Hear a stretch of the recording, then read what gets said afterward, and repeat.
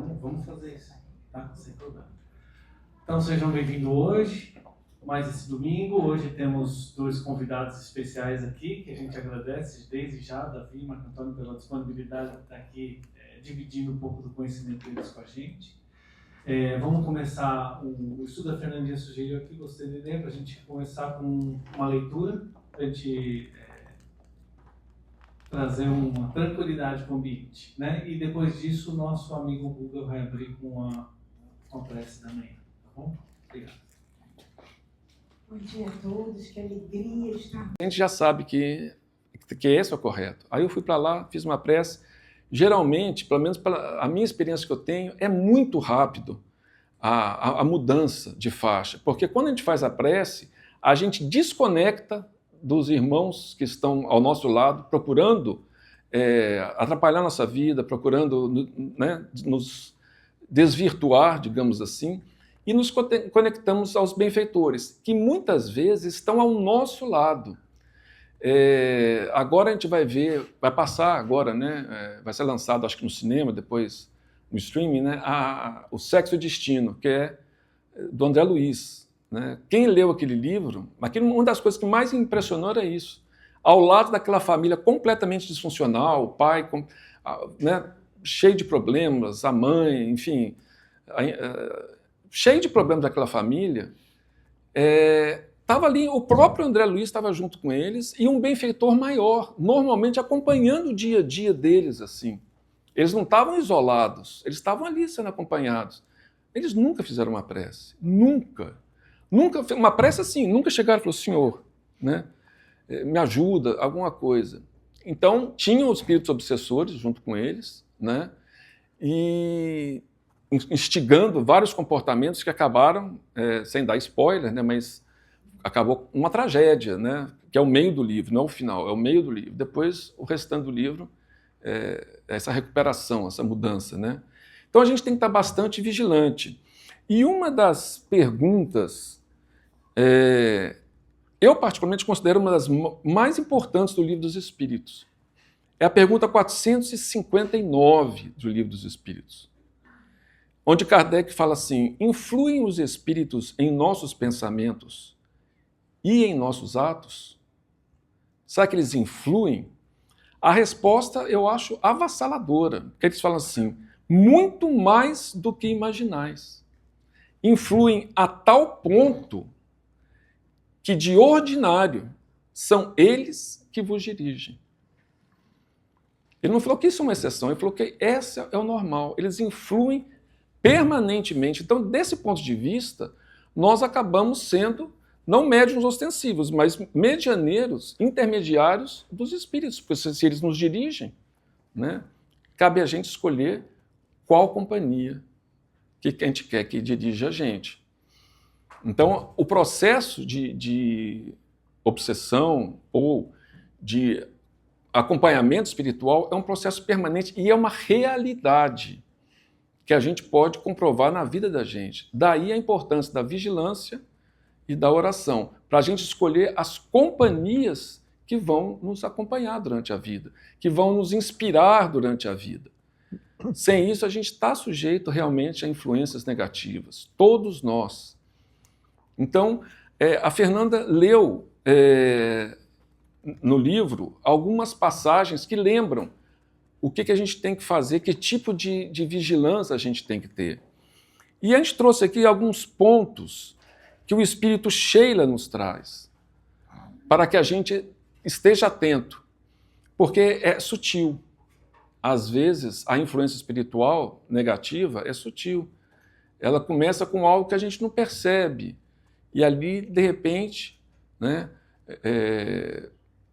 a gente parece que é à toa e aquilo pode se evolumando e, de repente, a gente está ligado não só a vícios diretos, assim, isso também, vícios, drogas, etc., mas a uma série de comportamentos que podem refletir o início de uma influência espiritual negativa. Então ela fala o seguinte, há 10 sinais vermelhos no caminho da experiência, indicando queda provável na obsessão. Então, primeiro, quando entramos na faixa da impaciência, da impaciência, né? A gente está impaciente, a gente está sujeito a ser influenciado negativamente. A gente comentou outro dia com o pessoal já ouviu essa história antes, quando a gente fez a abordagem lá na Petrobras, mas eu acho isso importante, né? Porque a gente mostra como é importante, por um lado, a evangelização, e por um lado a gente percebe que a gente pode cair de um lado para outro, de um momento para outro. Eu contei que teve uma ocasião que eu morava numa outra cidade, em São Paulo, e eu estava com o meu carro e um carro bateu no meu. Eu estava na preferencial e ele bateu no meu, né? E ele deu ré e fugiu, assim, subiu, era uma rua que subida assim. E foi o que eu fiz. Eu dei ré e fui atrás dele, né?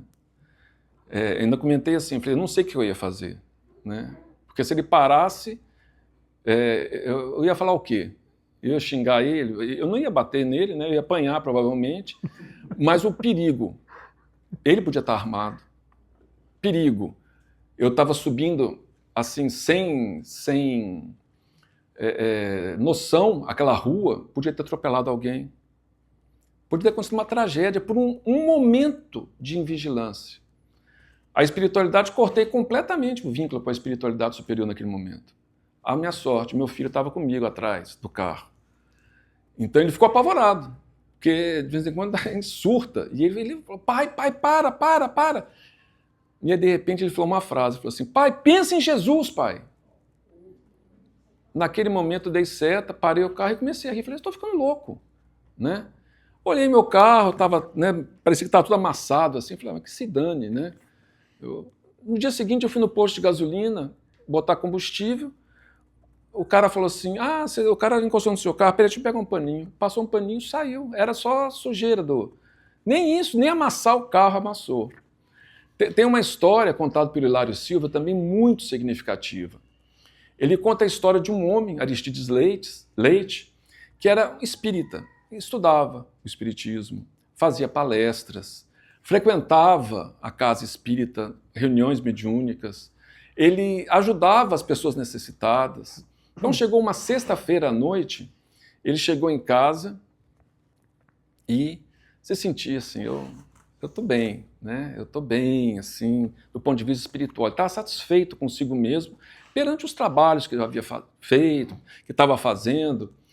E aí chegou meio tarde, a esposa estava dormindo, ele foi comer alguma coisa, e aí ele resolveu abrir uma página de um livro de mensagens, e o livro falava para a gente estar sempre atento, para a gente não perder a paciência, para a gente ter confiança. Ele achou, isso aqui é para outra pessoa, né? Eu tô ok, né? E chegou lá e foi dormir, de pé, olhou no relógio, 1h15 da manhã.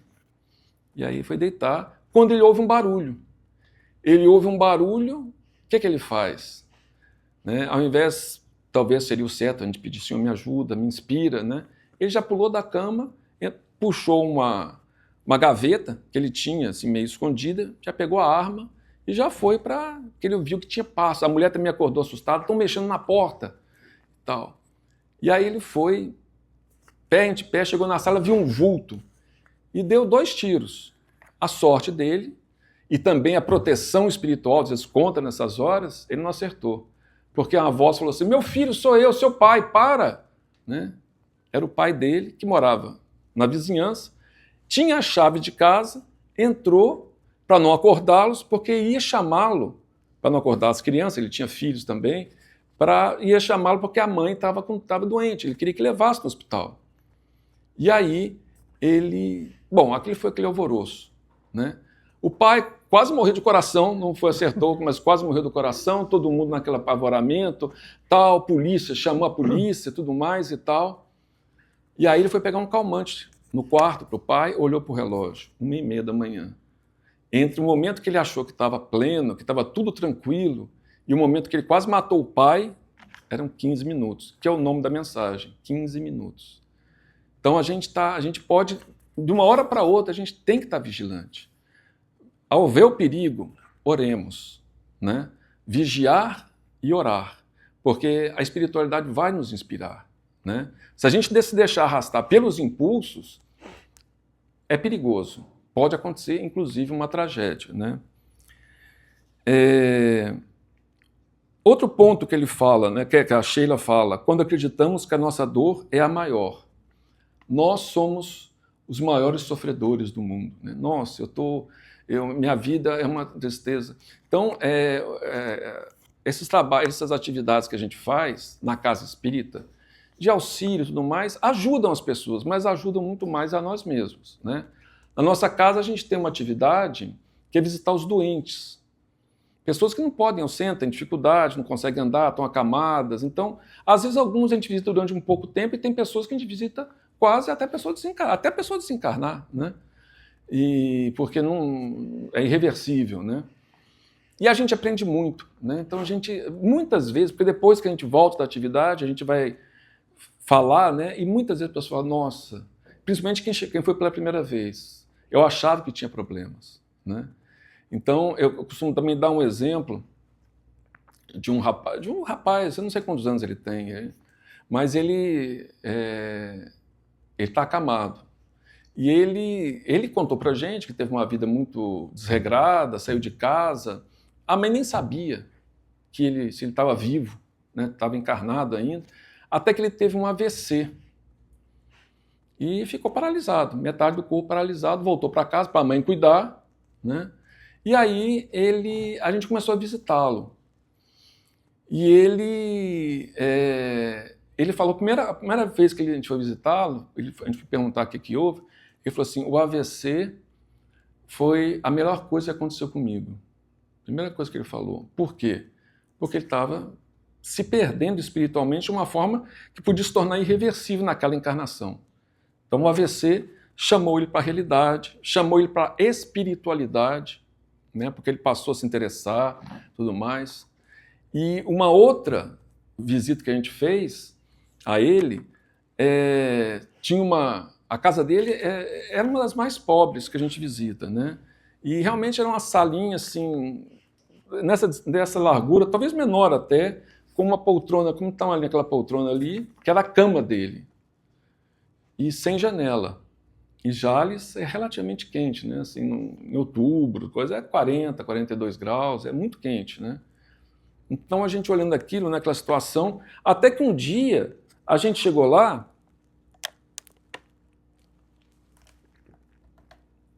e tinha uma janela, né? Ele ganhou uma janela, ele falou assim, meu irmão é pedreiro, eu ganhei essa janela, e ele veio cá e colocou para mim. Todos os meus problemas estão resolvidos. Eu falei, repete, né? Todos os meus problemas estão resolvidos, porque ele tem uma janela. Porque ele tem uma janela. Então a gente vê aqui, acreditamos que a nossa... Não, mas eu sou muito mais sofredor. Então a gente precisa ir ao encontro dos sofredores, daqueles que sofrem muito mais. O pessoal estava falando da África, né? O pessoal que foi à África. E é importante a gente ter um choque de realidade, né? Não assim, não que a gente não sofra, mas não para ter aquela ideia de que eu sou o maior, eu sou... Não, todos nós passamos por problemas, todos, né? Porque estamos no mundo de provas e expiações. Ninguém aqui está a passeio e recreio, nem muito menos no mundo feliz. Mas a gente tem que ter uma noção do que realmente são problemas e como muitas vezes as pessoas vivem esses problemas de uma forma que reagem a eles de uma forma que a gente não reage às vezes. Então esse rapaz para nós é um exemplo. Ele tem problemas muito sérios, problema econômico, problema de saúde, mas ele vê aquilo com otimismo e acha inclusive que o AVC foi uma bênção para ele, né? E isso é uma realidade. Deus não permitiria que a gente sofresse determinada coisa, mesmo um problema físico, se não fosse uma bênção para nós como espírito, né? Então, a gente... não sei se alguém já leu aquele livro Amor e Ódio, da Ivone Pereira, né? Amor e Ódio, da Ivone Pereira, é uma história fantástica. Para mim, o gosto é o melhor livro dela. E ali era o personagem principal, ele tinha uma vida... Ele era muito rico e teve uma vida bastante assim, fútil assim, até certo ponto. Ele sabia fazer muita coisa, era músico, mas ele teve uma vida muito, né, de certo ponto, dissoluta e tal. E lá pelas tantas, né, ele é preso. Denunciam ele como um rebelde contra o governo, na 1830, 1840, e ele é preso. E tem uma cena que é muito interessante, né? Ele está na cadeia. A cadeia lá era assim, né? Ele estava numa masmorra. Ele tinha sido torturado, botaram ele lá no chão, né? E ele estava lá dormindo. E o pai dele, em espírito, estava lá, penalizado. E aí o pai dele chegou, de repente aparece um espírito muito elevado ali, como se fosse o anjo guardião dele, né? Aquele espírito, um benfeitor muito elevado. E o pai falando, coitado, olha ele aqui. E aí o benfeitor falou assim, não, mas para mim o que ele está passando é uma experiência importante para ele mudar os conceitos, os valores dele. Não, mas não, se ele continuasse na vida que ele estava, provavelmente na próxima encarnação ele ia reencarnar na miséria e com uma doença terrível, tipo hanseníase, alguma coisa, porque ele estava completamente desvirtuado, né? Então isso aqui vai ser um tempo, mas para ele, num prazo logo na frente, ele vai ser muito bom. Ah, mas eu sou pai dele. Eu falei assim, não, você foi pai dele na última encarnação. Eu acompanhei ele há séculos. Então é aquele espírito que nos acompanha há séculos. Ele sabe o que é melhor para nós, e de fato foi. Ele veio para Guiana, né, que era a prisão francesa aqui, e mudou a maneira de viver, mandou a maneira de ver, e interrompeu um ciclo que ele vinha há várias encarnações. Errava, melhorava, errava, melhorava, errava, melhorava. Então, a dor, se a gente souber compreender, provavelmente, quando acontece, quando é inevitável, né, quando a gente... Às vezes é o que a gente tem, é o chamamento para uma nossa renovação, nossa reflexão, etc. Né? Tem várias passagens aqui, não vou ler todas, mas uma coisa que é também um perigo para a obsessão, quando reclamamos apreço e reconhecimento. A gente quer que as pessoas reconheçam o que a gente faz. Eu faço muito, mas eu quero que as pessoas reconheçam. Né? Então, isso é um perigo, porque mexe com a vaidade. Quem viu aquele filme Advogado do Diabo, né? No final, digamos, o diabo, que era o Al Pacino, ele fala, né? A vaidade é meu pecado predileto. Porque, não sei se alguém assistiu, mas a história, o cara se desvirtua, o cara é um advogado e tal, e depois ele se arrepende. Ele chega até a desistir de um julgamento que ele estava, né? E no final, o cara convida ele para falar na televisão, o cara fala assim, tá bom. Quer dizer, ele não vai ser famoso mais como advogado, mas como ex-advogado, que deixou a profissão. Então ele vai ser famoso do mesmo jeito. Aí aparece o Al Pacino e fala assim, a vaidade é o meu pecado predileto. Né? A vaidade é terrível, porque, na verdade, a gente se coloca como refém do que os outros estão pensando da gente. Então a gente está sempre querendo que as pessoas... A gente não faz aquilo por uma satisfação íntima, mas porque a gente quer o reconhecimento. Por isso que a caridade, conforme o Espiritismo nos mostra, é acima de tudo um sentimento que nos leva a fazer algo em função da compaixão pelo nosso próximo. E não, Jesus falou várias vezes, não façam como os fariseus que oram, que fazem as coisas para ser vistos na praça. Porque eles tinham autoridade, eles queriam que as pessoas admirassem eles. Faça por compaixão, como o samaritano. O samaritano, ele passou, viu aquele homem caído e moveu-se de compaixão. Então, a caridade é a compaixão, né? É esse sentimento em ação. Que a pessoa também não adianta só ter pena, falar, coitado, né? E ir embora. Mas o que move é a compaixão, é o querer bem àquela pessoa. Os espíritos falam, né? Qual que é a caridade, conforme entendia Jesus. No livro dos Espíritos tem uma pergunta como essa. E eles falam, né, benevolência para com todos. Quer dizer, você querer o bem de todos, indulgência e perdão. São sentimentos que têm que ser transformados em ação, mas, acima de tudo, sentimentos. E é essa compaixão que Jesus vem estimular na gente. Compaixão pelo que sofre. Né, como diria Madre Teresa, eu acho uma frase brilhante dela, que ela fala, nós temos que fazer, ou temos que orar pelos bons porque eles merecem e pelos maus porque eles precisam. Então não é só por aquele que está sofrendo fisicamente, temos que orar também por aquele que está em perigo de cometer erros. A gente tem que orar. A gente tem que orar por aqueles que estão transviados no crime ou nos vícios. A gente tem que ter compaixão, começar a desenvolver essa compaixão e deixar para a justiça divina, no nosso caso, né, as consequências da lei. Ninguém foge à lei, mas no nosso caso é estimular essa compaixão. Outro problema muito sério para a gente, né, quando comentamos o lado menos feliz dessa ou daquela pessoa.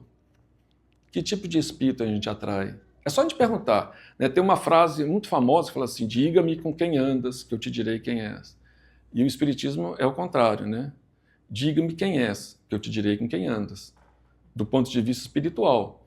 Então, se eu gosto de falar mal dos outros, que tipo de espírito eu estou atraindo para perto de mim?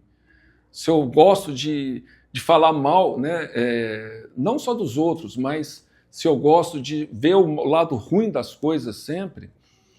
Humberto de Campos nos conta uma história que eu li há pouco tempo, muito interessante, né, que existia um homem, um espírita também, ele pega muitos casos de espíritas, né?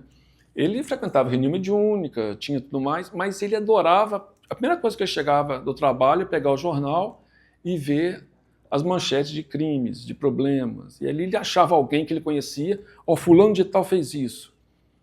E aí ele saía para a rua para comentar aquilo. Olha, você vê o que aconteceu, tal fulano. Aí alguém fala, não, mas não está provado. Não, fulano não presta mesmo, ele é hipócrita. Então ele só via coisas erradas, só via o lado ruim das coisas. Que tipo de pensamento a pessoa cria e que tipo de mentalização a pessoa cria em volta de si mesmo. Então passa um tempo, os amigos vão deixando ele de lado, porque geralmente as pessoas não gostam de pessoas... Gostam momentaneamente, mas não a longo prazo. E ele foi ficando sozinho com a família até ele desencarnar. Passado algum tempo, na própria reunião mediúnica que ele frequentava, ele é trazido. E ele não reconhece ninguém. A esposa estava ansiosa para falar com ele. E ele fala, quem são essas pessoas com essas garras na mão? O que é essa parede toda suja de lama? Não tinha nada daquilo. Tudo na mente dele. Então ele estava sendo assistido, porque ele tinha trabalhado no bem, de uma certa forma, ele tinha mas ele tinha construído dentro dele um inferno, de uma certa forma, que ele mesmo precisava desfazer disso, né?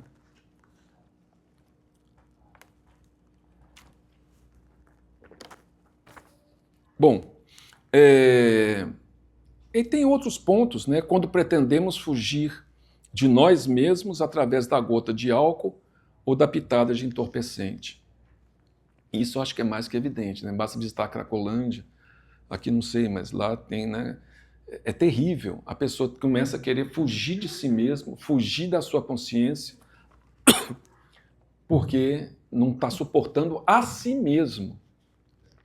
E muitas vezes a pessoa não quer morrer, ela quer viver, ela usa a droga para viver, para ter alguma coisa que mantenha ela viva, só que ela está escrava daquilo, né? Daquela dependência, pode ser o álcool, que é a droga que mais de maior impacto no mundo, porque é livre, né? Então, a gente tem que pensar muito bem que quando a gente pretende, às vezes começa com um simples drink, às vezes começa com alguma coisa que, isso aqui me relaxa um pouco, e aí me relaxa um pouco, no dia seguinte também me relaxa um pouco, às vezes a pessoa está bebendo todo dia, aí você pergunta a pessoa, não tenho dependência. Mas você bebe quanto? Não, eu bebo de segunda a sexta, mas quando eu quiser parar, eu paro. E fim de semana eu bebo com os amigos, né? Então não tem assim... E a pessoa vai se auto-enganando até ela perceber, quando ela percebe, ela está... E aí a oração funciona muito nessas horas pra gente... Por isso que a gente está sempre vigilante e sempre usando a oração como recurso. André Luiz chega a falar que a oração é um dos maiores recursos, os maiores poderes que a criatura tem. Porque ela vai diretamente se ligar ao Criador do universo e vai pedir ajuda a Ele. Eu quero, mas, Senhor, eu não tenho forças. Há pouco tempo eu vi uma frase na internet falando, né, que, assim, uma frase assim, né, a oração é para os fracos, por isso eu oro, né? Então a gente reconhecer que a gente é fraco. Mas, né, tem uma mensagem do Emmanuel muito bacana que fala isso, muito legal, que fala assim, o mas e o discípulo. Jesus é o máximo, mas eu sou fraco, preguiça. Eu sou fraco, mas com Jesus eu consigo. Então, onde está o mas? Antes ou depois de Jesus? Conforme a gente coloca o mas, mostra que eu reconheço minha fraqueza, mas com ele eu vou conseguir vencer, eu consigo seguir com os amigos espirituais, né? Então, vou passar para o Davi agora, para o Davi complementar. É isso aqui, e tem muito a ver com, acho que, com o que você falou ontem, né, no seminário, e da questão da obsessão principalmente, né? Good morning, bom dia, tudo bem? Bom. Senta aqui. Se é que tem alguma coisa para falar, né, depois disso. Eu me lembro de uma tarde que eu estava meditando na minha escrivaninha, né, escrevendo algumas coisas, e comecei a orar. E fazia alguns dias que eu estava num quadro aflitivo, e estava orando e não estava resolvendo, não estava conseguindo nenhum refrigério, nada. No quarto dia dessa prece, quando, pela vidência, o Espírito Maria Dolores se aproxima, nossa benfeitora e orientadora mediúnica e também de trabalho há muitos anos, e eu disse a ela que eu estava num quadro aflitivo. Ela disse, eu tenho percebido, nas atividades eu tenho percebido essa névoa escura que está no teu coração. Eu disse, mas eu tenho orado, eu não tenho conseguido o refrigério. Ela disse, porque você só está falando com Deus. E a oração é o momento de ouvir Deus, e não só falar. Eu simplesmente estava reclamando, lamentando, fazendo um relatório de problemas, dificuldades que eu estava enfrentando, mas não estava disposto a ouvir. Ela disse, ouça Deus, e você vai encontrar tranquilidade para a sua aflição. E realmente aí eu parei de falar e falei, Senhor, o que o Senhor quer me dizer? O que eu preciso aprender? Qual é a lição que eu tenho que aprender dentro desse quadro que eu me encontro? Não escutei nada. Nenhuma fala, nada. Mas no outro dia eu acordei muito melhor, inspirado, e em 2 dias eu resolvi o que em 2 meses eu não tinha conseguido resolver. Em 2 dias eu resolvi o que eu não tinha conseguido resolver em 2 meses. Não ouvi com os ouvidos, nem com a percepção mediúnica, mas Deus falou comigo através do meu espírito, através da minha alma, através da minha intimidade. E aí a benfeitora, numa oportunidade, encerrando o trabalho, ela disse, agora sim, agora você está contribuindo com o trabalho. Então a gente orar não é para a gente fala, a oração é uma conversa com Deus, mas só a gente fala. É uma conversa, mas é aquela pessoa que procura o atendimento fraterno, né, mas não quer escutar. Ela fala indefinidamente, e a pessoa que está querendo orientar, né, diz alguma coisa, mas a pessoa não escuta, porque ela só quer falar. Geralmente o vitimismo, né, aquele sentimento que o Marco colocou, da gente se colocar como a pior pessoa do mundo, mais sofredor, esse sentimento impede que a gente receba alguma coisa. Porque o Evangelho segundo o Espiritismo, no capítulo 27 e 28, né, que fala da prece, fala que somente, não é de vez em quando, somente a prece do humilde chega a Deus. A outra não chega. A prece do exigente, daquele que tem condições na prece, que não é uma prece que vai a Deus. Ela fica orbitando na mente daquele que está orando. Ela fica aqui, no entorno da própria mente, e não vai. Ela não alcança as esferas elevadas do mundo espiritual. Porque ela não é do interesse, né? O nosso interesse não é ouvir nada. É querer que a nossa problemática tenha a solução que a gente quer que tenha. Então eu quero que as coisas sejam resolvidas como eu quero. E às vezes, como o Marco falou, não é assim que é para resolver. A gente tem uma lição para aprender com aquilo. E às vezes não vai dar certo mesmo. Aquela situação que a gente vai passar vai dar ruim, vai ter, entendeu? A coisa vai desandar para uma consequência e a gente vai pagar o preço dessa consequência, porque tem que aprender. Porque eu preciso aprender uma lição ali, naquela experiência. Que a causa está lá atrás, em vidas que eu venho trazendo aquilo comigo, e agora chegou a hora do enfrentamento. E essa hora do enfrentamento é a hora da gente resolver o problema, aprendendo a lição. Porque tarefa adiada, tarefa abandonada é tarefa adiada. Se eu não aprender, a vida vai mudar, ela vai editar aquilo, vai trazer de uma outra maneira, mas vai trazer de novo uma prova para eu aprender naquele sentido. Né? Tem gente que fala isso, né? Fala, nossa, parece que eu sempre estou enfrentando as mesmas coisas, parece que eu só encontro o problema semelhante e tal. É porque tem uma lição para aprender, eu não aprendi. Né? Eu não aprendi, como se eu não aprendi, a vida vai trazendo sempre uma experiência para que eu aprenda naquele sentido. Né? E a prece também, ela não é para que Deus mude nada para nós, é para que a gente mude, para que as coisas mudem, entendeu? Se eu não mudar, a experiência vai, como eu disse, vai continuar se repetindo.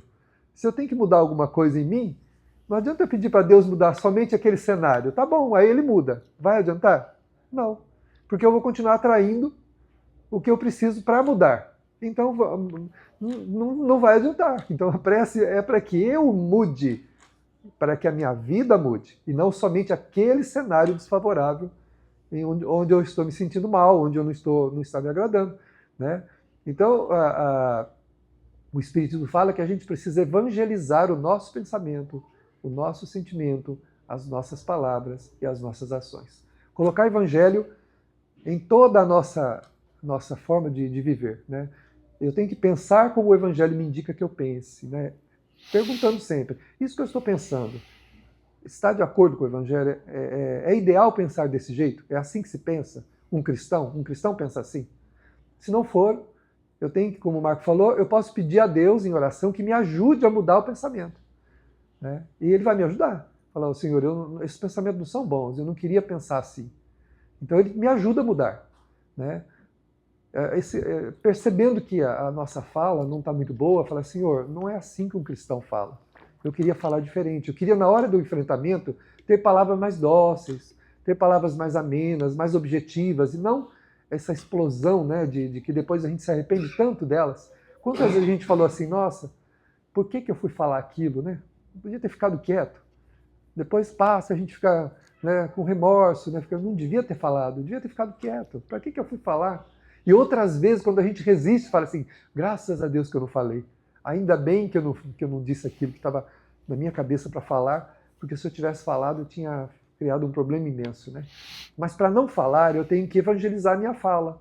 Então eu tenho que lembrar que a minha fala tem que estar em consonância com o Evangelho. Então, se eu sou cristão, o Evangelho é a minha regra de conduta, é a minha cartilha, né, diária de como proceder. Então, eu vou falar, bom, Senhor, como é que um cristão fala? Peça em oração. Eu gostaria de saber como é que um cristão fala. Naturalmente. Sem que a gente perceba, vai estar falando melhor. Vai estar falando de maneira mais doce, mais amena, às vezes até um tanto direta, porém com compaixão, com piedade. Não aquela fala que diminui o outro, sabe? Porque não é porque a gente tem razão que a gente tem o direito, né, de falar coisas que não são agradáveis, coisas que são deselegantes, desrespeitosas para o outro. Porque isso não faz bem para nós. Né? Não é porque o outro não mereça. De repente ele mereça até ouvir coisa pior. Mas o problema é nosso, porque quando a gente faz isso, o resíduo fica conosco. A gente vai se amargurando. Toda pessoa, eu sou autêntico, eu falo mesmo, né? Eu falo o que eu penso, eu digo que, né, tá aqui, eu falo mesmo. Isso não é autenticidade, isso. Né? Isso é outro nome. Isso é grosseria, desrespeito, né? E ao fazer isso, naturalmente, o que eu faço? Eu vou me intoxicando com aquilo que eu mesmo estou produzindo. Porque tudo que eu faço parte de onde? Joana de Ângeles, a mentora de Divaldo Pereira Franco, na sua obra da psicologia transpessoal, ela diz que a nossa vida acontece de dentro para fora, não de fora para dentro. Então tudo que eu fizer parte de onde? Parte de dentro de mim. Então, para ser desrespeitoso, deselegante, desequilibrado, eu tenho que me envenenar. Eu tenho que produzir isso dentro de mim. E ao botar isso para fora, eu posso causar mal, sim, ao outro que me escuta. Mas a primeira pessoa que vai se intoxicar disso sou eu. Então eu tenho que pedir em oração, Senhor, como é que se fala como um cristão fala? Né? Mas a gente é muito orgulhoso, né? Vou pedir isso para... Não, eu sei como é que fala. Né? Eu sei como é que tem que ser. Mas não é saber, né? Eu preciso sentir. Então, na prece, eu recebo uma resistência moral para, na hora da fala, eu conseguir mobilizar o que eu tenho de melhor e não o que eu tenho de pior. Porque todos nós temos na nossa natureza coisas que não são boas, que a gente traz. Então, para que eu fale bem, é necessário que eu interiorize e sinta o bem dentro de mim. A caridade, como o Marco falou, é um dos grandes exemplos de modelagem íntima que alguém pode fazer. A caridade é modeladora. E a gente modela a nossa vida. Não é? Deus não faz por nós. Tem uma frase no Evangelho segundo o Espiritismo que ela é incrível, do Bispo de Argel, que eu gosto muito de citar quando a gente fala isso. Está escrito lá assim: Deus quer que vós mesmos modeleis a vossa maleável argila, a fim de serdes os artífices da vossa própria imortalidade. Então Deus não nos dá nada pronto. Ele quer que a gente se modele. Deus quer, olha só, que vós mesmos modeleis a vossa maleável argila. Então a gente pode se modelar. Né? Então a fala pode modelar? Pode. E as ações, naturalmente, também. A gente vai pedir a Deus para agir como um cristão agiria. Como que um cristão age diante desse enfrentamento, né? dessa dificuldade, desse problema que está enfrentando. Então, a prece, né, a oração, ela tem esse mecanismo da gente ouvir Deus para que nós mudemos e os cenários da nossa vida mudem. Não para Deus ficar mudando as coisas para nós, porque é o que a gente quer. Eu quero que uma coisa dê certo, então eu oro para que Deus faça aquilo dar certo. Mas sem saber que se não der certo é porque eu preciso que não dê certo. Entendeu? É porque eu tenho necessidade que aquilo não dê certo. Mas orgulhosos que nós somos, a gente não aceita. Tá vendo? Ah, Deus não existe. Tanto que eu orei, não adiantou nada. Não é? Mas eu não entendi que aquela experiência daquela maneira tem relação com... Acho que essa garrafa está perto. Pode abrir, eu estou nisso aqui. Essa tem relação com o aprendizado que a gente precisa fazer, né? Então é isso, a prece é um momento de ouvir Deus, né? De a gente se evangelizar, fazendo com que Ele recorde os princípios que nós já conhecemos da mensagem do Cristo que está em nós. Não é dessa encarnação. Nós já ouvimos Jesus muitas e muitas vezes, através de muitas formas, nas religiões que nós já frequentamos, desta, de outras vidas, mas é a primeira vez que a gente está se aproximando da possibilidade de mudar a pessoa que nós somos para que a nossa vida mude e a gente cumpra o papel que cada um de nós veio fazer na Terra, que é de se tornar uma pessoa melhor. E a oração torna-nos melhores. A oração torna a gente melhor. Mas sempre com aquela perspectiva de ouvir Deus, para que a gente mude, e não que os cenários da nossa vida fiquem mudando conforme a nossa conveniência. Então, imagina se Deus fosse ouvir a humanidade como cada um quer que ela seja. Vamos supor o tempo mesmo. Tem gente que gosta de frio, tem gente que gosta de calor. Então, uns oram para que faça frio, os outros oram para que faça calor. Olha, quem é que Deus vai escutar? Ele tem preferências, né? O time de preferência. Eu quero que o meu time ganhe, o outro também quer que o dele ganhe. Como é que ele vai fazer? Né? Vai empatar, então? Né? Aí não fica satisfeito. A pessoa fala, tá vendo? Eu orei, o meu time não ganhou, né? Então é porque, na verdade, nós não sabemos o que nós queremos, né? Então a prece é para que a gente tome consciência de nós mesmos, de quem a gente é, para a gente mudar. E ao mudar, os cenários da nossa vida naturalmente mudam, porque a gente para de atrair aquelas experiências que estão sendo necessárias para a gente aprender aquela lição. Então esse, no meu entendimento, é o que eu tenho aprendido com os Espíritos, também com a doutrina, a prece, a oração. Ele faz a prece? Ele faz a prece? Pode fazer a prece. Fazer a prece? Então, tá bom, falando em prece, né? Então vamos orar.